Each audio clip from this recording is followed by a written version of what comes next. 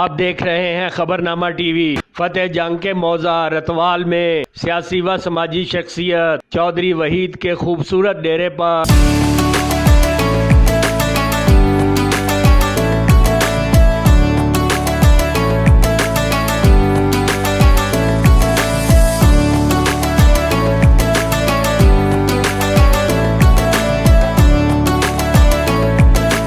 के लिए पुरतकल्लफ दावत का एहतमाम किया गया।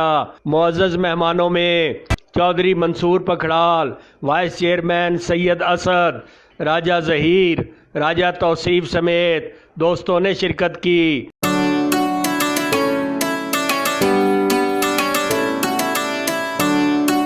देखते रहिए खबरनामा टीवी, पढ़ते रहिए खबरनामा मैगजीन। हमारा चैनल सब्सक्राइब कीजिए। शुक्रिया।